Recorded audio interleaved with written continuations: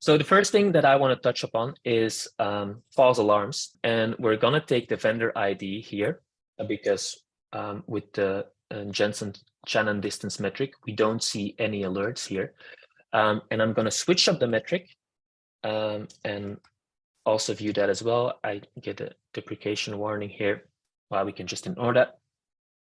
But it's very interesting to see, because if we pick a different statistic, a different way of measuring the data drift, we can actually see that we get some alerts here.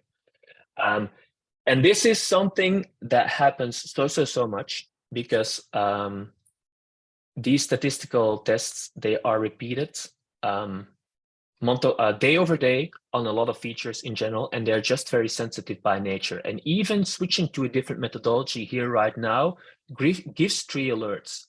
And these 2 alerts are actually not coinciding with an expected drop in performance. So it's really not something to worry about. And the reason being also why I picked this feature actually is because it's not important.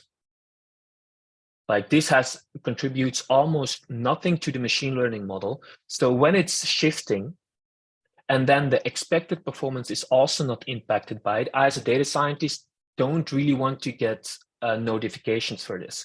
And that's why it's so important to really obsess over the performance of your machine learning models first. And then when the performance is deteriorating, to actually go and use these types of techniques to do a root cause analysis and not as an alerting system itself, because the amount of alerts that you will get will be overwhelming.